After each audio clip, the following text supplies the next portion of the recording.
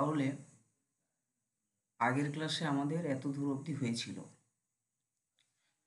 এখন ঘটনাটা হচ্ছে কি, আমরা এই জায়গা থেকে বাকি অংশ পড়ব, যতটা পর্যন্ত হয়। দেখা যাক কত দূর যাওয়া যেতে পারে। তো প্রথমে বল, এক দুটো কোশ্চেন না করলে এই দিকটা তোরা লিঙ্ক করতে পারবি না, ঠিক আছে? প্রথমে বল, আমরা সকলেই জানি যে একটা গ্রামের মধ্যে যা কিছু ঘটনা ঘটছে সেগুলো আমরা দেখতে পাচ্ছি একটা গ্রামের মধ্যেই। গ্রামের নাম তো মেনশন করা নেই। তো যে সময়টাতে ঘটনাটা ঘটেছিল, কোনো একটা মাসের নাম আছে। কার্তিক মাস। হ্যাঁ, কার্তিক মাস। এই সময়ে এখন কার্তিক বল, মাস। হ্যাঁ, কটা খুন হয়েছিল? দুটো দুটো হ্যাঁ, 3 দিনের দুটো মধ্যে। খুন। গুড। একটা খুন হয়েছে বলাই চক্রবর্তীর, আর একটা খুন, আর একটা হচ্ছে হ্যাঁ, একটা হচ্ছে একটা বলাই আর একটা শুভ্রা। এখন ঘটনা এখন ঘটনাটা হচ্ছে, এই বলাই চক্রবর্তীর যে খুনটা, এই খুনটাকে গ্রামের মানুষ প্রত্যাশিত হিসেবে দেখেছে। মানে হয়তো বলাই চক্রবর্তীর যে কাজকর্ম, সেটা গ্রামের মানুষের কাছে ভালো ঠেকতো না। তারা ভাবতো যে এই বলাই চক্রবর্তীর এই ধরনের একটা অপমৃত্যু হওয়াটাই স্বাভাবিক ছিল। তো সেই জন্য বলাই চক্রবর্তীর মৃত্যুতে গ্রামে হইচই হয়েছিল বেশি, অবাক হয়নি। তাদের মনের কৌতূহলটা আসেনি যে কি কারণে একে খুনটা করা হয়েছে, কারণ এরা আগেই জেনে গিয়েছে যে, বা জানতো, বা তারা ভেবেছিল যে এই ধরনের একটা ঘটনা ঘটতে পারে। কিন্তু এর সাথে সাথে এর পরবর্তী জায়গাতে 3 দিন পরে যখন শুভ্রার মৃত্যু হলো, তখন গ্রামের মানুষ অবাক হয়ে গেল। গ্রামের মানুষের মধ্যে কে রে, মিউট করবি, হ্যাঁ। গ্রামের মানুষের মধ্যে কি হলো বলতো, যে তারা হইচইটা কম করলো, কিন্তু তাদের মনের মধ্যে একটা কৌতূহল আসলো যে এই মেয়েটাকে কেন খুন করা হলো, এই মেয়েটাকে কে একে শ্বাসরুদ্ধ করে মারলো, একে কে, কি কারণে মারলো, এর কারণটা তোদের পরীক্ষাতে আসবে। হ্যাঁ, যে এই যে শুভ্রার যে মৃত্যু হলো, এই শুভ্রার মৃত্যুর পরে হইচইটা কম হলো কিন্তু কৌতূহলটা বেশি হওয়ার কারণটা কি, বিস্ময় হওয়ার কারণটা কি, এটা প্রচণ্ড ইম্পর্টেন্ট। এটা তোদের পরীক্ষাতে আসতে পারে 3 নাম্বার, না হয় 2 নাম্বার করে। কারণ হচ্ছে একটাই, যে তোরা পড়ে এলি যে এই মেয়েটা, বোরিং লাগে নিতে পারো, শুরুটা এইভাবেই হবে, হ্যাঁ।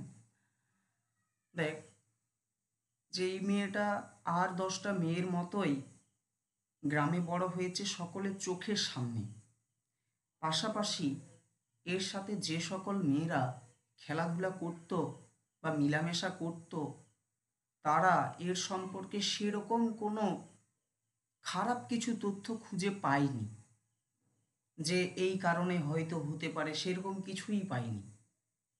পাশাপাশি মেয়েটার বিয়ে হয়েছে, বিয়ে হওয়ার পরে আমাদের সমাজের যে নিয়ম নীতি, সেই নিয়ম নীতি অনুসরণ করে তাকে শ্বশুরবাড়িতে যেতে হয়েছে, এবং যখন সে সন্তান সম্ভবা হয়, যখন সে গর্ভবতী অবস্থায় থাকে, তখন সে আবার বাপের বাড়িতে চলে এসেছে। এবারে বাপের বাড়িতে আসার পরে তার সাথে একটা ভয়ানক ঘটনা ঘটে। সেই ঘটনাটাই হচ্ছে, বা একটা ভয়ানক পরিণাম হয় তার সাথে, সেটাই হচ্ছে তার মৃত্যু। তাহলে তার মৃত্যু যখন হয়ে যায়, তখন গ্রামের মানুষের মধ্যে নানা ধরনের একটা তোলপাড় মানে ছড়িয়ে পড়ে। কে মারলো, কেন মারলো, কিসের জন্য মারলো, এতটা শান্ত নিরীহ একটা মেয়েকে কিভাবে মারতে পারে, সকলের সামনেই তো বড় হয়েছিল। এই মেয়েটার তো সেরকম কোনো খুঁত ছিল না, সেরকম কোনো তো ত্রুটি ছিল না ওর জীবনে, স্বাভাবিক গতিতেই তো তার জীবনটা বয়ে চলছিল, তারপরেও কেন একে মারা হলো?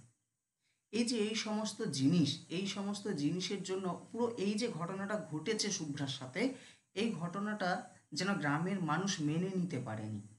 এই ঘটনাটার জন্য গ্রামের মানুষ যেন প্রস্তুত ছিল না। সেই জন্য এখানে লেখা আছে যে গ্রামের মানুষ কি অপ্রস্তুত হয়ে রইল, মানে তারা অবাক হয়ে রইল। তারা বুঝতেই পারেনি বা তারা ভাবতেই পারেনি যে একটা এই মেয়েটার সাথে এই ধরনের একটা ঘটনা ঘটবে। এরপরে দেখ একটা জায়গা আসছে যে তাদের মনের মধ্যেই বিভিন্ন ধরনের কথাবার্তা যখন আসছে, তারা চেষ্টা করছে যে কোথা থেকে এর সূত্রপাতটা হতে পারে। সিআইডি তদন্ত গ্রামের মানুষও করে থাকে। এরপরে তারা হয়তো বিভিন্ন ধরনের তাদের মনের মধ্যে কল্পনা জল্পনা আসছে, তারা বিভিন্ন ধরনের কথাবার্তা নিজেদের মধ্যে বলছে এই শুভ্রার মৃত্যুকে কেন্দ্র করে। সেই কথাবার্তার মধ্য দিয়েই হয়তো এই লাইনটা আসছে, দেখ এবারে, যে বছর দেড়েক মেয়েটা শ্বশুর বাড়ি ছিল, গাঁয়ের লোকের চোখের আড়ালে। মানে বুঝতে পারছিস তো? দেখ তার আগে লেখা রয়েছে যে মেয়েটা বড় হয়েছে, তাই তো, 10টি মেয়ের মতো বড় হয়েছে। কোথায়? গাঁয়ের লোকের চোখের সামনে। তারপরে আবার এই লাইনটা আসছে যে বছর দেড়েক মেয়েটার শ্বশুর বাড়ি ছিল, গাঁয়ের চোখের আড়ালে। সেখানেই কি এই ভয়ানক অঘটনের ভূমিকা গড়ে উঠেছিল? তাহলে এই যে ভয়ানক অঘটন আর এই যে ভয়ানক পরিণাম, এই দুটোই এক, এই দুটোই হচ্ছে শুভ্রার মৃত্যু। ঠিক আছে? তাহলে এখানে ওরা কল্পনা জল্পনা করছে, বিভিন্ন মানুষ বিভিন্ন রকম ভাবে বলছে এই যে মেয়েটা তো বড় হয়েছে সকলের সামনে, ঠিক আছে, কিন্তু মেয়েটা যখন শ্বশুর বাড়ি যায় তখন কিন্তু সে আমাদের এই গ্রামের চোখের আড়ালেই ছিল, লোকের চোখের আড়ালে ছিল, সে লোকের চোখের সামনে কিন্তু ছিল না। তাহলে এই সময়টায় কি এই শ্বশুর বাড়িতে, অর্থাৎ বাড়ির অন্দরমহলে কি কিছু ঘটেছিল, যে ঘটনাটাই হয়তো শুভ্রার জীবনের মধ্যে এই একটা নাটকীয় কি উপাদান সঞ্চিত করেছিল, তার মৃত্যুকে ডেকে নিয়ে এসেছিল? বুঝতে পারছিস জায়গাটা কি বলতে চাইছি? অর্থাৎ কি বলতো, যে এখানে একটা প্রশ্ন চিহ্ন আসছে। গ্রামের মানুষরা বিভিন্ন ধরনের কথাবার্তার মধ্য দিয়ে একটা প্রশ্ন নিয়ে আসছে, কি না, তাহলে শ্বশুর বাড়ির অন্দর মহলেই কি এমন কিছু ঘটেছিল যা শুভ্রার এই যে এক পরিণতি, এই যে মৃত্যু, এই মৃত্যুর দিকে তাকে এগিয়ে নিয়ে গিয়েছিল? এই জিনিসটা কিন্তু সামনের দিকে চলে আসছে। বুঝতে পারছিস জায়গাটা? কি রে, বোঝা যাচ্ছে? শোনা যাচ্ছে আমার কথা? হ্যাঁ হ্যাঁ স্যার বোঝা বুঝতে যাচ্ছে। পারছি। হ্যাঁ। তাহলে দেখ এই জায়গাটা না একটা মনস্তত্ত্বগত দিক আছে, হ্যাঁ, একটা মনস্তাত্ত্বিক দিক আছে এই লাইনটার মধ্য দিয়ে। কেমন না, দেখ, মানুষ অদৃশ্য সময়কে ঘিরে সন্দেহ করে। অদৃশ্য সময় বলতে যেটা দেখা যায় না। এখানে কি সেই জিনিসটা ফুটে উঠছে না? ভালো করে একটু লক্ষ্য করতো, হ্যাঁ কি না? ভালো করে দেখ, চোখের হ্যাঁ স্যার। ছিল, অর্থাৎ অদৃশ্য, সে ওদের সামনে ছিল না। হ্যাঁ স্যার। আমরা অনেক সময় ভেবে থাকি কি, যে যেটা আমরা জানি না তার ভিতরেই কি অঘটনের বীজ লুকিয়ে থাকতে পারে। অর্থাৎ আমাদের চোখের সামনে যে সকল জিনিসগুলো ঘটছে সেটা তো আলাদা, কিন্তু আমাদের চোখের আড়ালে যে সকল ঘটনা ঘটছে, চোখের সামনে যদি আমরা না পাই তাহলে চোখের আড়ালের দিকে আমরা চলে যাই, যে হয়তো ওই সময়টায় কি কিছু এমন ঘটলো যেটা এই ঘটনার আসল কেন্দ্রবিন্দু। হ্যাঁ কি না? বুঝতে পারছিস তো বিষয়? হ্যাঁ আসলে হ্যাঁ স্যার। সামাজিক দিক থেকেও একটা টানপোড়েন আছে। সেটা কেমন? নারীর, যদি নারীর দিকে দেখ, শুভ্রা তো একটা মেয়ে, তাহলে এই যে নারীর ভিতরের যে জীবন, তাদের অন্দরমহলের যে জীবন, এই বাইরের যে লোকেরা সেটা কিন্তু জানে না। অর্থাৎ একটা মেয়ের ভিতরের যে জীবনে কি ঘটনা ঘটছে সেটা বাইরে থেকে দেখা যায় না, এবং বাইরের মানুষ সচরাচর সেটা লক্ষ্যও করতে পারে, মানে পারে না। পারে কি? কখনোই পারে না। আর এই যে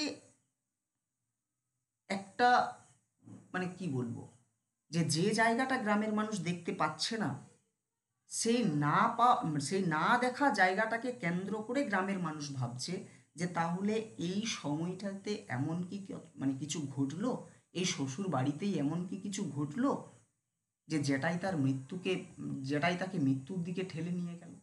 এটাই হচ্ছে তার স্বাভাবিক একটা জায়গা।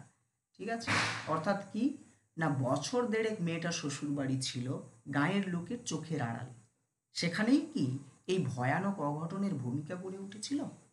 অর্থাৎ কি না, মেয়েটা শ্বশুর বাড়িতে ছিল, গ্রামের লোকের চোখের সামনে সে ছিল না। তাহলে গ্রামের লোক ভাবছে এখন এই মৃত্যুকে কেন্দ্র করে, তাহলে এই মেয়েটার অর্থাৎ এই শ্বশুর বাড়ির মধ্যেই কি এমন কিছু ঘটনা ঘটলো যেটা শুভ্রাকে মৃত্যুর দিকে এগিয়ে নিয়ে গেল। বোঝা গেল জায়গাটা? হ্যাঁ স্যার। হ্যাঁ স্যার। হ্যাঁ স্যার। এটা ক্লিয়ার সকলে? এরপরে দেখ, গ্রামের মানুষ তো, এটা হচ্ছে সূত্রপাত।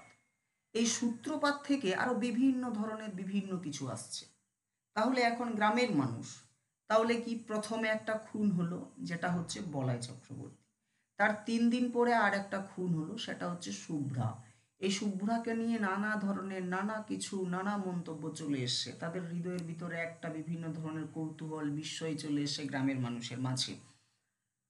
তো এরা এখন চেষ্টা করবে যে এই যে দুটো খুন যে হলো পর পর, সেটাও এই দুটো খুনের মধ্যে তারা এবারে সম্পর্ক স্থাপন করার চেষ্টা করবে। দেখ আছে কি আছে না, দুটো খুনের মধ্যে কি কোনো যোগাযোগ আছে? ভালো করে দেখ, প্রশ্ন মার্ক আছে তো। দুটো খুনের মধ্যে কি কোনো যোগাযোগ আছে? এরপরে নিজেদের গ্রামের একটা বিষয় নিয়ে আসছে যে 20-30 বছরের মধ্যে গাঁয়ের কেউ তেমনভাবে জখম পর্যন্ত হয়নি। যখন হলো পরপর একেবারে খুন হয়ে গেল দুটো, তারপর একটি পুরুষ অপরটি যুবতী নারী। এই লাইনটা বলার মানেটা কি? এই লাইনটা বলার মানেটা কি? এটা এটার মানেই তো এ অন্যদিকে ইঙ্গিত দিচ্ছে, হ্যাঁ কি না? এরপরে দেখ, বিষয়টা হচ্ছে এই যে দুটো খুন হলো বলাই চক্রবর্তী এবং শুভ্রা, এই গ্রামের মানুষেরা এবারে এই দুটো খুনের মধ্যে সম্পর্ক খোঁজার চেষ্টা করছে। ওরা বলছে এই যে দুটো খুন হলো, একটা আগে একটা পরে, এই দুটো খুনের মধ্যে কি কোনো রকম কোনো কানেকশন আছে? কোনো রকম কি কোনো কিছু আছে যেটার মাধ্যমে আমরা এই জায়গাটাতে বুঝতে পারবো যে খুনগুলো হলো কি করে? তারপরে আবার দেখানো হচ্ছে যে গ্রামে 30 বছরের মধ্যে গায়ের মানে একদম পুরো শান্ত ছিল গ্রামটা, কোনো খুন নেই, কোনো কিছু নেই, মারা নাই, পিটা নাই, দেখ কোনো জখম পর্যন্ত হয়নি, মানে কোনো কিছু নেই, একদম শান্ত, কোনো অঘটন ঘটেনি 20-30 বছর ধরে। কিন্তু যখন হলো তখন একেবারে দুটো খুন, গ্রামের মানুষ এখানেই অবাক হয়ে গেছে। আর যখন এই দুটো খুন হচ্ছে তখন তারা সম্পর্ক স্থাপন করার চেষ্টা করছে এই দুটো খুনের মাঝে। এরপর আবার বলছে তার উপর আবার একটি পুরুষ, আবার অপরটা হচ্ছে যুবতী নারী। তাহলে এই যে দুটো খুন হলো, একটা পুরুষ এবং একটি যুবতী নারী, দুটি খুনের মধ্যে সম্পর্ক আবিষ্কার করার জন্য প্রাণ সকলের ছটপট করে। সকলের বলতে কাদের? গ্রামবাসীর, তাই তো? তাহলে এই যে দুটো খুন এখানে মেনশন করছে, দেখ, তার একটি পুরুষ অপরটি যুবতী নারী, অর্থাৎ এই যে দুজন ব্যক্তি, এই দুজন ব্যক্তির মধ্যে কি কোনো সম্পর্ক ছিল সেটা খুঁজে বার করানোর চেষ্টা করছে। এরপরে যখন এই দুজন ব্যক্তির মধ্যে এই গ্রামবাসী সম্পর্ক খুঁজে বার করানোর চেষ্টা করছে এবং তাদের হৃদয়ের ভিতরে ছটপটানি ঢুকে গেছে, নেগেটিভ দিকে ছটপটানি ঢুকবেই, তাহলে তারা এখন খোঁজার চেষ্টা করবে এদের শেষ দেখা কোথায় হয়েছে, এদের প্রথম দেখা কোথায় হয়েছে, এরা কখন দেখা করেছিল, হ্যাঁ কি না? খুব স্বাভাবিক তো। এর কথা কোথায় বলেছিল, সমস্ত কিছু খুঁজে বার করানোর চেষ্টা করবে। সেই কারণেই এই লাইনটা এসেছে যে কিন্তু বলাই চক্রবর্তী শুভ্রাকে কবে শুধু চোখের দেখা দেখেছিল তাও গাঁয়ের কেউ মনে করতে পারে না। তাহলে কি হলো ব্যাপারটা? যে গ্রামের মানুষের মধ্যে নানা ধরনের একটা ছটপটানি চলে এসেছে এই দুটো খুনকে কেন্দ্র করে, তার উপর আবার একটা পুরুষ আবার একটা মেয়ে। তাহলে এই দুজন ব্যক্তির মধ্যে কি কোনো সম্পর্ক ছিল? এটা বার করানোর জন্য তাদের ছটপটানিটা আসছে। এরপরে যখন ছটপটানি আসছে তখন নানা ধরনের তারা সন্ধান করছে বিভিন্ন সূত্র ধরে, কিন্তু তারা কোনো রকম বুঝে উঠতে পারছে না যে ব্যাপারটা কি হচ্ছে। কেন? কারণ ওরা এটা জানে যে বলাই চক্রবর্তীর সাথে শুভ্রার সেরকম কোনো চোখাচোখি দেখা হয়নি, কিংবা বলাই চক্রবর্তী যে শুভ্রাকে কবে চোখের দেখা দেখেছে, সেই কবে দেখেছে সেটাও গায়ের লোক মনে করতে পারছে না। তাহলে ভালো করে বল, তাদের মনের মধ্যে যে এই যে সম্পর্কের একটা বিষয় এসেছিল, সেটা কি বাস্তবতার দিকে এগোবে? বল, এগোবে? তাদের যে একটা বিষয়, সেটা কি সামনের দিকে যাবে? তারা যেটা ভাবছে, সেটা কি তারা আলটিমেটলি ফুলফিল করে বলতে পারবে যে হ্যাঁ তাদের মধ্যে সম্পর্ক ছিল? পারবে? যে যার কারণে এই ধরনের হয়তো ঘটনা না। না না স্যার। কখনোই পারবে না। এই কারণে দেখ, এখানে লেখক মেনশন করছে যে একটুখানি বাস্তব সত্যের খাদের অভাবে নানা জনের কল্পনা ও অনুমানগুলি গুজব হয়ে উঠতে উঠতে মুষড়ে যায়। তাহলে এখানে তোদেরকে বুঝতে হবে, এই যে সত্যের খাদের অভাবে এই জিনিসটা কি, তাহলে এই লাইনটার মিনিং বুঝতে পারবে। তাহলে এই সত্যের খাদের অভাবে, অভাব মানে তো তোরা সকলেই জানিস, কিন্তু সত্যের খাদের অভাবে মানে কি? তো দেখ, এই সত্যের খাদের অভাবে মানে হচ্ছে কি না, যখন কোনো ঘটনার, এটা তো একটা ঘটনা ঘটেছে, তো যখন কোনো ঘটনার সত্য তথ্য পাওয়া যায় না, সঠিক তথ্য পাওয়া যায় না, যখন বাস্তব ঘটনা অস্পষ্ট বা অজানা থেকে যায়, তখন মানুষ কি করে? মানুষ নিজের মতো করে কি কল্পনা ও অনুমান তৈরি করে, এবং তারা এই জায়গা দিয়েই সামনের দিকে একটা বিষয় নিয়ে আসার চেষ্টা করে। কিন্তু সেই কল্পনাগুলো বাস্তবের মাটিতে কখনোই দাঁড়ায় না, সেই কল্পনাগুলো বাস্তবের ছোঁয়া কখনোই কিন্তু পায় না। কারণ কি?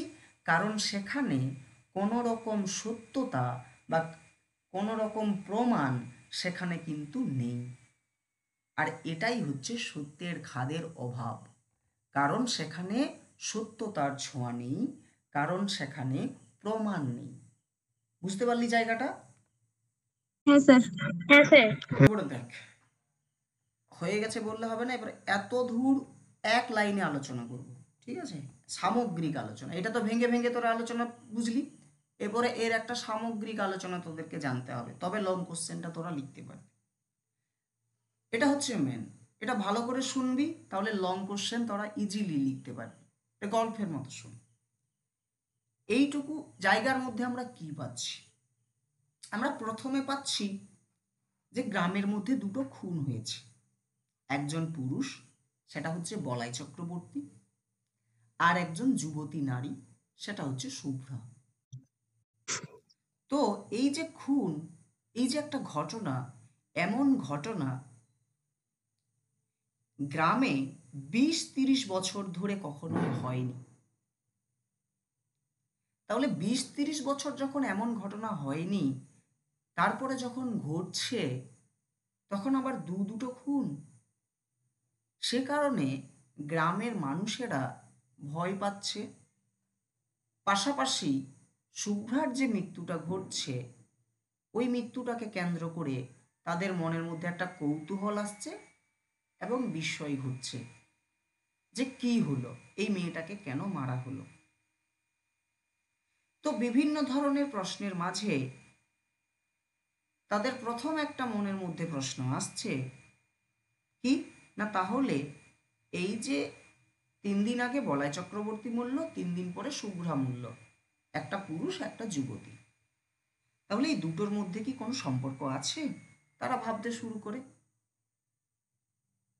তারা ভাবে একটা পুরুষ একটা মেয়ে দুজনেই প্রায় একই সময়ে মারা গেল, কেন, কি কারণে? তাহলে কি কোনো প্রেম ঘটিত কেস ছিল তাদের মধ্যে, নাকি এদের দুজনের মধ্যে কোনো লুকোনো শত্রুতা ছিল?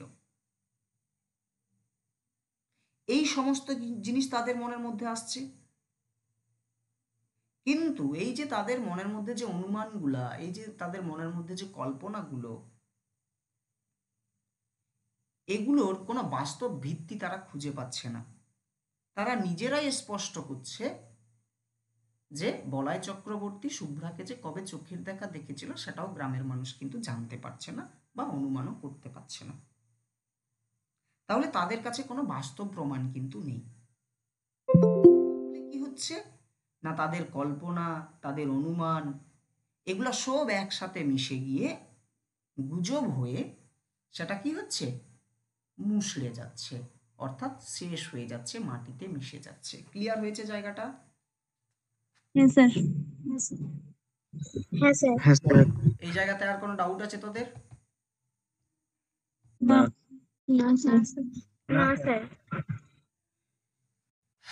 এরপরে দেখ, এখানে একটা প্লট শেষ হয়ে গেল, গল্পের প্লট বোঝার চেষ্টা করবি। এখানে একটা প্লট শেষ হয়ে গেছে, এরপরে আবার একটা অন্য কাহিনী শুরু হবে, ঠিক আছে? এখানে মুছড়ে যাই, দেখ মাটিতে মিশে গেল সব কিছু, ধূলিসাৎ। এবারে দুটো খুনের বিবরণ জানা হয়ে গেল, কে কিভাবে মূল্য না মূল্য, গ্রামের যে বিভিন্ন মানুষের বিভিন্ন কৌতূহল, সমস্ত কিছু এখানে আমরা জানতে পারলাম এত দূরের মধ্যে। এবার আবার দেখ, আমাদেরকে লেখক প্রথম খুনের জায়গাতে নিয়ে যাচ্ছে, সেটা হচ্ছে বলাই চক্রবর্তী। কিভাবে দেখ, তো বলাই চক্রবর্তীর মৃত্যু ঘটেছে। তাহলে বলাই চক্রবর্তীর মৃত্যু ঘটেছে, এটা কি শুধু গ্রামের মানুষ জানবে? না, আমার বাড়িতে কেউ যদি মারা যায়, কিংবা রামের বাড়িতে, কিংবা অমুক তসুক যাই হোক, ওদের বাড়িতে যদি কেউ মারা যায়, তাহলে ওদের রিলেটিভের কাছে খবর অবশ্যই যাবে। তাহলে বলাই চক্রবর্তীর ভাইপো হচ্ছে নবীন। তাহলে বলাই চক্রবর্তী যখন মারা যায়, তখন গ্রামে যেমন হইচই পড়ে যায়, গ্রামের মানুষ যেমন চারিদিকে জানাজানি মানে আউড়ে দেয় কথাটা, ঠিক সেরকম ভাবে এই বলাই চক্রবর্তীর মৃত্যুর কথা তার ভাইপো নবীন কিন্তু জানতে পারে। তাহলে দেখ, বলাই চক্রবর্তীর সম্পত্তি পেল তার ভাইপো নবীন কখন? যখন বলাই চক্রবর্তী মারা যাচ্ছে। তার আগে বলি, বলাই চক্রবর্তীর খবর নবীন পেল, করে বলাই চক্রবর্তীর মৃত্যু এর খবরটা যখন নবীন পেল তার ভাইপো, তখন সে তো বাইরে কাজ করত, তাহলে তখন সে কি করবে? তখন সে গ্রামে ফিরে আসছে। গ্রামে যখন সে ফিরে আসছে, তখন বলাই চক্রবর্তীর উত্তরাধিকার সূত্র হিসেবে, কারণ দেখ এরা বড় মানুষ, হ্যাঁ এরা বড় লোকের ঘর আর কি এদের, হ্যাঁ মানে সম্পত্তিশীল ব্যক্তি আর কি, বিত্তশীল ব্যক্তি। তো এর সম্পর্ক যেহেতু নবীনের সাথে আছে এবং ভাইপো যেহেতু সে কারণে বলাই চক্রবর্তীর মৃত্যু ঘটার পরে বলাই চক্রবর্তীর যে সম্পত্তি সেটা পাচ্ছে কে? নবীন পাচ্ছে। নবীন পাচ্ছে যে 40 টাকার সরকারি চাকরি ছেড়ে শহর থেকে সপরিবারে গাঁয়ে এসে ক্রমাগত কোঁচার খুঁটে চশমার কাঁচ মুছতে মুছতে সে পাড়ার লোককে বলতে লাগলো, 50 টাকা রিওয়ার্ড ঘোষণা করছি বা করেছি, কাকাকে যারা অমন মার মেরেছে তাদের যদি ফাঁসি কাঠে ঝুলাতে না পারি, মানেটা বুঝতে পারছিস? তারপরে ডট ডট ডট ডট, তাহলে আমি দেখে নেব, বা আমার নামও নবীন নয়, বিভিন্ন ধরনের একটা ফিলিংস অ্যাড করে নিতে পারি সেখানে। তো এখানে বিষয়টা কি হলো, বলছে এই যে দেখ 40 টাকা চাকরি ছেড়ে শহর থেকে সপরিবারে গাঁয়ে এসে ক্রমাগত কোঁচার খুঁটে মুছতে মুছতে সে পাড়ার লোককে বলতে লাগলো। এখানে একটু ভালো করে দেখ, কোঁচার খুঁটে কি মুছতেছে রে? কোচার খুঁটে কাজ মুছতে মুছতে। কোঁচার খুঁটে কাজ চশমার চশমার কাজ। হ্যাঁ, এখানে কিন্তু কোন রকম ভাবে চোখের কথা নেই, আছে? নেই। তাহলে দেখ, এ শহরে কাজ করতো 40 টাকা দিয়ে, 40 টাকা দিয়ে কাজ করতো, তো 40 টাকার বেতনে একটা চাকরি করতো সে। তাহলে তার কাকা যখন মারা গেল এবং সেও জানে যে এরপরে উত্তরাধিকারী সূত্রে আমি ওর সম্পত্তিটা পাবো, তাহলে সে, এটা মনস্তাত্ত্বিকগত দিক, তাহলে কোনো ব্যক্তি যখন এই জিনিসটা বুঝতে পারে তখন সে কি এই এই এই এই এই ন্যূনতম টাকা চাকরিটা করবে? করবে রে? না না স্যার, না স্যার, না স্যার করবে না। আরে ওইখানে ওর যদি একটা ঘর থাকে তাহলে ঘরে তো মেম্বার থাকতে হবে, তাহলে কমসে কম বউটা তো থাকুক। তো সপরিবারে চলে আসতেছে, মানে ওরা এখানেই থাকবে এসে নিয়ে, এটা হচ্ছে ওর বিষয়, ওরা এখানেই থাকবে এসে। এখন দেখ কি হয়েছে না, বলাই চক্রবর্তী সরি নবীন সপরিবারে চলে এসেছে। এরপরে গ্রামে যখন ঢুকলো সে, তখন তাকে তো দেখাতে হবে রে সে তার কাকার মৃত্যুতে দুঃখ পেয়েছে। বল দেখাতে হবে কি হবে না? হ্যাঁ স্যার। দেখাতে হবে। এরপরে তোরা বলবি কেন দেখাবে, কেন কেন দেখাতে হবে? ওটা তো তার কাকা, তার চোখ দিয়ে তো এমনিই জল পড়বে, তার মনের ভিতরেও একটা ভয় আছে। ওটা সম্পত্তি পেয়ে গেছে, একটু আনন্দিত অবশ্যই। আছে। এরপর ভালো করে একটু ভাব, সেও একটা নাটক এখানে করবে, লেখক সেই জায়গাটা ইঙ্গিত করবে যে এই যে কোচার খুঁটে চশমার কাঁচ মুছতে মুছতে এই লাইনটা বলার মানে যে প্রচন্ড পরিমাণে দুঃখ পেয়েছে সেটা নয়। সে পাড়ার লোককে বলছে, কি বলছে, বলছে আমি 50 টাকা রিওয়ার্ড ঘোষণা করতেছি। অর্থাৎ কি না, পাড়ার লোক যেমন দেখে নিয়ে এটা অনুভব না করে যে বলাই চক্রবর্তীর খুনের সাথে এই নবীনের কোনো যোগাযোগ নেই তো সম্পত্তি নেওয়ার চক্করে। ইতিহাস তো পড়েছিস তোরা, সম্পত্তি জিনিসটা কি জিনিস এবং রাজ মুকুট জিনিসটা কি জিনিস, তার জন্য কত খুন, কত ধ্বংস, কত কিছু হয়ে যেতে পারে, সেটা আশা করি তোরা জানিস। হ্যাঁ কি না রে, ওটা জানিস? হ্যাঁ স্যার। তাহলে সেই সূত্রে এই বেটা এখানে একটা অভিনয় করতেছে যে যাতে লোকে আমাকে না ধরতে পারে যে আমি আসলে ব্যথা পেয়েছি কি পাইনি। আরে ভাই, সে সম্পত্তি পেয়েছে, আহ্লাদে নিচে বেড়াবে এখন, খুব স্বাভাবিক জিনিস। তারপরে সে যে একটা সম্পত্তির মালিক হয়েছে সেই জায়গাটা, এবং সরি ভুল বলতেছি এখানে, যাতে করে ধরতে না পারে, যাতে করে গ্রামবাসীর মনের ভিতরে বিন্দুমাত্র সন্দেহ প্রকাশ না হয়, যাতে করে গ্রামবাসী এটা ভাবে যে ওর দুঃখে আমি, মানে কাকার মৃত্যুতে আমি প্রচণ্ড দুঃখ লাভ করেছি, এবং এতটাই দুঃখ লাভ করেছি যে যে খুনি তাকে আমি কোনো রকমভাবে ছাড়তে চাই না। সে কারণে যদি কেউ এই খুনিকে ধরিয়ে দিতে পারে তাহলে আমি তাকে কত টাকা রিওয়ার্ড দেব? 50। 50 টাকা। তাহলে এগুলো ন্যূনতম নাটক, খুব স্বাভাবিক, টাকার প্রসঙ্গ আসছে এখানে। পাশাপাশি দেখে এখানে কোচার খুঁটে বেটা চশমা মুছতেছিস, ভাই চশমা কেন মুছছিস রে? চোখটা মুছ না। একটু পরে আবার ওই লাইনটা আছে দেখ, এটা হলো। তাহলে এটা কি হলো, সে কি বলছে যে 50 টাকা রিওয়ার্ড ঘোষণা করছি, যদি কেউ খুঁজে দিতে পারে তাহলে তাকে আমি 50 টাকা দেব। পাশাপাশি বলছে কাকাকে যারা অমন করে মেরেছে উদুম্মার, বলছে তাদের যদি আমি ফাঁসি কাটে ঝুলাতে না পারি তবে আমার নাম নবীন নয় বা আমি ওর ভাইপো নই। তাহলে এগুলো কি, এগুলো নিতান্তই নাটক, যাতে করে গ্রামের মানুষ এটা সন্দেহের চোখে ওকে না তাকায় যে সম্পত্তির জন্য একে খুন করে দেয়নি তো। এরপরে দেখ আবার আছে, বুঝতে পারলি এই জায়গাটা? হ্যাঁ স্যার। এখানে আছে বলছি চশমার কাচের বদলে মাঝে মাঝে দেখ কোচার খুঁটে সে নিজের চোখও মুছতে লাগলো। দেখ এই লাইন দুটো দেওয়ার মানেটা কি তাহলে? এই লাইন দুটো দেওয়ার মানে হচ্ছে এটাই, ডাইরেক্ট একটা লাইন তো দিলেই পারতো রে ভাই। হ্যাঁ কি না, পারতো কি পারতো না, তোর আমাকে বলতো একটু। হ্যাঁ স্যার। পারতো তো তো, খুব স্বাভাবিক হ্যাঁ স্যার। জিনিস।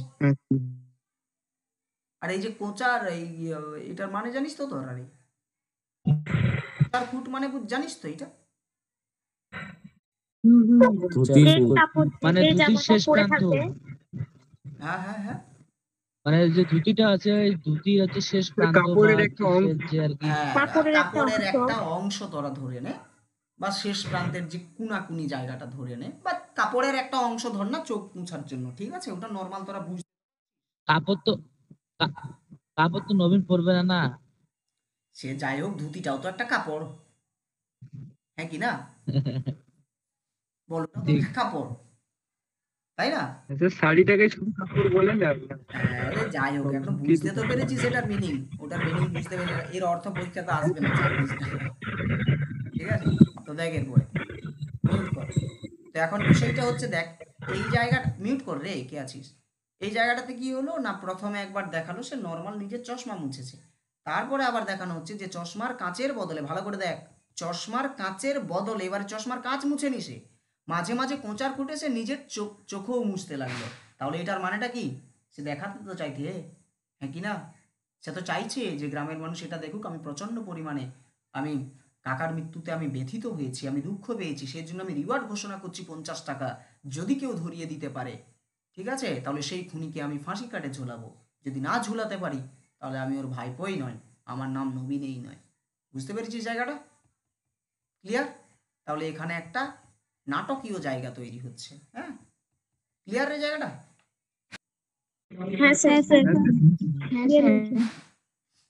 এরপরে হ্যাঁ স্যার। হয়েছে। তাহলে এখানে একটা প্লট শেষ হলো, এখানেও একটা প্লট শেষ হলো কিন্তু। হ্যাঁ, এরপরে দেখ, তাহলে গ্রামে এলো তারা, কে কে গ্রামে এলো? নবীনের পুরো পরিবার। নবীনের সপরিবার। নবীন এবং তার সপরিবার। নবীন এবং নবীন সপরিবার। এবার তারা গ্রামে এলো। এবারে দেখ কি রয়েছে, যে ঠিক 21 দিন গায়ে বাস করার পর নবীনের স্ত্রী দামিনী সন্ধ্যাবেলা লণ্ঠন হাতে রান্নাঘর থেকে উঠান পার হয়ে শোবার ঘরে যাচ্ছে। কোথা থেকে অতি মৃদু একটু দমকা বাতাস বাড়ির পূব কোণের তেঁতুল গাছের পাতাকে নাড়া দিয়ে তার গায়ে এসে লাগলো। দামিনীর হাতের লণ্ঠন ছিটকে গিয়ে পড়ল দক্ষিণের ঘরের দাওয়ায়। উঠানে আছড়ে পড়ে হাত পা ছুঁড়তে ছুঁড়তে দামিনীর দাঁতে দাঁত লেগে গেল। দালানের আনাচে কানাচে ঝড়ো হাওয়া যেমন গুমড়ে গুমড়ে কাঁদে, দামিনী আওয়াজ করতে লাগলো সেই রকম। কি সুন্দর একটা উপমা দিয়েছে দেখলি এখানে। তাহলে ব্যাপারটা কি হচ্ছে দেখ, এইখান থেকে নাটকীয় মোড় শুরু হচ্ছে, পুরো গল্পের নাটকীয় মোড়টা এখান থেকে শুরু হচ্ছে। এবারে আমি একটু ভেঙে ভেঙে বোঝাবো, এখানটা ভালো করে বুঝে নিবি। হ্যাঁ, এই জায়গাটার নর্মাল জায়গা তোরা জানিস তো, কারণ এটা দেখ একটা গল্পের মতো লেখা আছে তো, হ্যাঁ কি না রে? হ্যাঁ স্যার। হ্যাঁ গল্পের মতো করে লেখা আছে, আমি কিন্তু গল্পের মতো করে পড়াবো নি। হ্যাঁ, আমি হ্যাঁ স্যার। দিচ্ছি, সেটা তোরা ক্যাচ করে নিবি। দেখ প্রথমে কি রয়েছে, যে ঠিক 21 দিন গায়ে বাস করার পর, ঘটনা কার সাথে ঘটছে? দামিনীর সাথে। নবীনের স্ত্রী দামিনীর সাথে। তো এই যে একটা সময় মেনশন করা হচ্ছে, ঠিক 21 দিন গায়ে বাস করার পর, ওরা তো শহরেই বাস করতো, তাহলে নবীনের বউ গ্রামে প্রায় নতুন, হ্যাঁ কি না? গ্রামে প্রায় নতুন হিসেবে আমরা ধরে নিতে পারি, পারি তো? হ্যাঁ স্যার। তাহলে হ্যাঁ স্যার। এই 21 দিন পরে নবীনের বউয়ের সাথে একটা অঘটন ঘটতে চলেছে। ঠিক আছে, একটা অঘটন ঘটেছে। এখান থেকে আমরা বলতে পারি যে দামিনীর শান্তির দিন গ্রামে এসে এই 21 দিনটাই, হ্যাঁ কি না? হ্যাঁ স্যার। হ্যাঁ হ্যাঁ। খুব স্বাভাবিক হ্যাঁ জিনিস। স্যার। এই 21 দিন পরেই আমরা গল্পে দেখতে পাচ্ছি একটা অস্থিরতা, একটা ভয়, একটা গুজব আর একটা অন্ধবিশ্বাস। এই সমস্ত কিছু আমরা 21 দিন পরে লক্ষ্য করব। কোন 21 দিন পরে? যখন গল্ফে এন্ট্রি মারছে বা গ্রামে এন্ট্রি মারছে এই দামিনী এবং তার স্বামী নবীন। ক্লিয়ার জায়গাটা? হ্যাঁ স্যার। এরপরে কি হচ্ছে না, বা 21 দিন বাস করার পর নবীনের স্ত্রী দামিনী সন্ধ্যাবেলা লণ্ঠন হাতে রান্নাঘর থেকে উঠান পার হয়ে শোবার ঘরে যাচ্ছে। একটু ভালো করে বুঝ। তাহলে দামিনী কোথায় যাচ্ছে? সুপার ঘরে কোথা থেকে? রান্না রান্না ঘর করতে। রান্নাঘর থেকে শোয়ার ঘরে যাচ্ছে। মানে বিশাল কিছু ফাটিয়ে দিয়েছে কি? না মানে বিশাল কিছু না ফাটানোর মতো কাজ করা এখানে আছে? না স্যার। তুই যে সবার ঘরে যাবি, এইটুকু জায়গা তোর নিজের ঘর, নিরাপদ স্থান তো, হ্যাঁ কি না? একটা হ্যাঁ স্যার। পুরো ঘটনাটা ঘটছে, হ্যাঁ রান্নাঘর থেকে উঠানটা পেরিয়ে শোবার ঘরে যাবে, মানে মাঝে যেটুকু গ্যাপ, হুম। হ্যাঁ কি না? হাতে কি হ্যাঁ আছে? স্যার। হাতে কি আছে? একটা লণ্ঠন। কোন সময়টাতে? সন্ধ্যাবেলা। সন্ধেবেলা। সন্ধ্যা মানে কি? খেলাটা বোঝার চেষ্টা কর। মানে সন্ধ্যা মানে কি? ভয়ের সময়। সন্ধ্যাবেলাকে ভয়ের সময়ও বলতে পারিস, সন্ধ্যাবেলাকে কালবেলা বলতে পারিস, আর সন্ধ্যাবেলা হচ্ছে আলো আর আঁধারের সীমান্ত রেখা, যেখানে আলোও থাকে আবছা, অন্ধকার থাকে আবছা, দুটো মিলে একটা ভয়ানক জায়গা তৈরি করতে পারে। না তুই দেখতে পাবি ভালো, না তুই বুঝতে পারবি ভালো, হ্যাঁ কি না? স্বাভাবিক তো? তোরা হ্যাঁ স্যার। চর্যাপদ পড়ে এসেছিস, হ্যাঁ না? পড়ে এসেছিস না 11-এ? হ্যাঁ স্যার। চর্যাপদের ভাষা কি ছিল? সন্ধ্যা ভাষা। কিছুটা বোঝা যায়, আবার কিছুটা বোঝা যায় না, সেই জন্যই তার ভাষা সন্ধ্যা ভাষা। তো এই সন্ধ্যার সময় একটু রহস্যময় হয়ে ওঠে, এটা সবসময় মনে রাখবে, তাই তো? হাতে কি আছে এই সন্ধ্যাবেলায়? লণ্ঠন। লণ্ঠন। লণ্ঠন কেন? যাতে সেই সময় কারেন্ট ছিল না। সে ঠিক আছে, তুই প্রান্তিক গ্রাম, ওটা আলাদা ব্যাপার। তখনও ওরা বিমর্ষ সভ্যতায় বাস করত, আলোর ছোঁয়া এখনো হয়তো আসেনি। হুম, সেই সময়টাতে ধরে নে। তো লণ্ঠন কেন ব্যবহার করে? আমি এতটা ভেঙে ভেঙে পড়াচ্ছি, অসুবিধা নেই তো? না স্যার, ক্লিয়ার হয়ে যাবে বলে স্যার। না স্যার। লণ্ঠন কেন? কারণ কি রে? লণ্ঠনের ভিতরে লণ্ঠন কি দে রে নুনুরা? স্বাভাবিক জিনিস তো, আলো দেখানোর জন্য, তাই তো? হ্যাঁ স্যার। হ্যাঁ স্যার। অর্থাৎ গ্রাম্য পরিবেশ, খুন হয়ে গেছে দুটো, দুটো খুন হয়ে গেছে। বলয় চক্রবর্তীর খুন হয়ে গেছে, শুভ্রার খুন হয়ে গেছে, গ্রামের মানুষের মধ্যে গুজব ছড়িয়েছে, কেউ বলছে ভূতে ধরেছে, কেউ বলছে ওদের প্রেম, ইন্টু মিন্টু টিন্টু, যাই হোক, কিন্তু সত্যের খাদের অভাব ছিল বলে সেগুলো সব কোথায় ধূলিসাৎ হয়ে গেছে। কিন্তু কিছু হয়ে যাওয়ার পরে তবুও তো প্রত্যেকটা মানুষের হৃদয়ে সন্ধেবেলায় বেরোনোর কি একটা ভয় থাকবে না? থাকবে তো? খুব, হ্যাঁ স্যার থাকবে। আমরা যেখানেই রাত্রিবেলাতে যাই, আমরা টর্চ লাইট হ্যান ত্যান কিন্তু নিয়ে যাই, আমরা অন্ধকারে বেরোই না পাগলের মতো। তাহলে এখানে একটুকু জায়গা এই ঘর থেকে ওই ঘর যাবে, তবুও হাতে লণ্ঠন নিয়ে, এমনটা নয় যে রান্নাঘরের লণ্ঠনটা ওইখানে নিয়ে গিয়ে সে বন্ধ করে দেবে, এমনটা নয়। সে হয়তো সে আলো নিয়ে, ঠিক আছে, সে সেখানে যাচ্ছে যাতে করে সে ভয় না পায়, খুব স্বাভাবিক। অর্থাৎ লণ্ঠনের আলো কি করে রাত্রিবেলাতে, বা যে কোনো আলো রাত্রিবেলাতে মনের ভয়কে দূর করতে সাহায্য করে, হ্যাঁ কি না রে? সাহায্য করে। হ্যাঁ স্যার কথা। হ্যাঁ। হ্যাঁ স্যার কিন্তু করে। এখানে এই লণ্ঠনটাও যেন এই দামিনীর ভয়টাকে ঘোচানোর জন্য যথেষ্ট নয়, সেটা এবারে তোরা বুঝতে পারবি। এইখানটাতে তোরা ভালো করে লক্ষ্য কর, সূক্ষ্মভাবে, একদম হালকা করে মানিক বন্দ্যোপাধ্যায় কোথাও না কোথাও একটা ভয়ের ছায়া তৈরি করছে না? খুব ভালোভাবে তৈরি। কেমন ভাবে দেখ, বলছে কোথা থেকে অতি মৃদু একটা দমকা বাতাস বাড়ির পূব কোণের তেঁতুল গাছের পাতাকে নাড়া দিয়ে তার গায়ে এসে লাগলো। কার গায়ে? দামিনীর গায়ে। দামিনীর গায়ে। গায়ে কি এসে লাগলো? দমকা বাতাস। অতি মৃদু দমকা হাওয়া।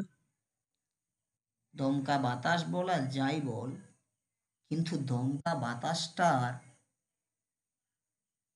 যে গতিটা অতি মৃদু। সেটা কি ছিল? অতি মৃদু। ভয়ানক ছিল। অতি অতি মৃদু। মৃদু। অতি মৃদু মানে কি রে? মিষ্টি মিষ্টি হাওয়া এরকম টাইপের। হ্যাঁ, তাই তো। তাহলে অতি মৃদু বাতাস, এই অতি মৃদু যে শব্দটা, এই অতি মৃদু একদম আস্তে আস্তে পাতলা, যেমন এটা মানে এই যে প্রকৃতি যেন বাতাসের সাথে রোমান্স করছে, কিংবা প্রকৃতির সাথে রোমান্স করার জন্য একটা মানে সে তৈরি হচ্ছে, এটাই তো মৃদু, একদম স্মুথ।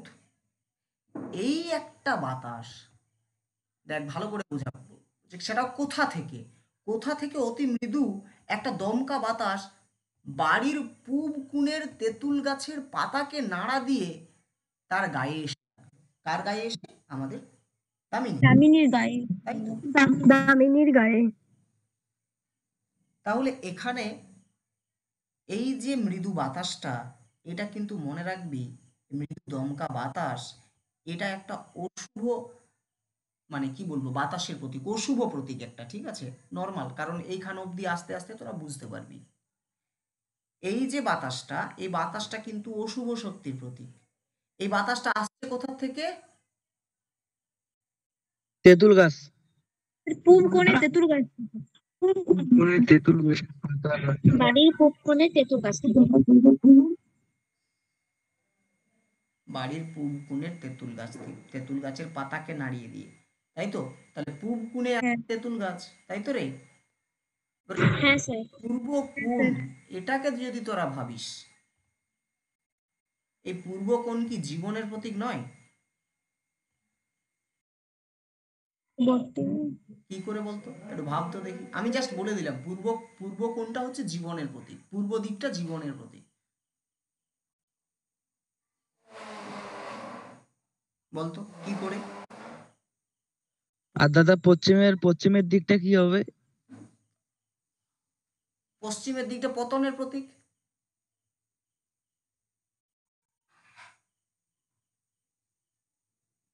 এখানে কি, এটা কি জীবনের প্রতীক নয়? সকালবেলা সূর্য আলো কোন দিক দিয়ে? সূর্য ওঠে সেই হ্যাঁ, জন্য ঠিক ঠিক। স্যার পূর্ব দিক থেকে ওঠে। পূর্ব দিকে তাই তো। জীবনের প্রতীক। এটা হচ্ছে সূর্যের দিক, এটা আলো এবং জীবনের প্রতীক। আর মৃত্যুর ভয়টা কোন দিক দিয়ে আসে? মানে স্যার ওই শুরু হচ্ছে ওটাই বোঝাতে চাইছে, তাই তো? হ্যাঁ, সেটা, হ্যাঁ অবশ্যই তুই সেটা বলতে পারিস। মানে এখানে ওই রকম ভাবে বোঝাবে সেটা নয়, এটা একটা নর্মাল বিবরণ, যে পূর্ব কোণে তেঁতুল গাছের পাতাকে নাড়া দিয়ে, ঠিক আছে, অর্থাৎ ওই দিকে একটা তেঁতুল গাছ আছে, ঠিক আছে।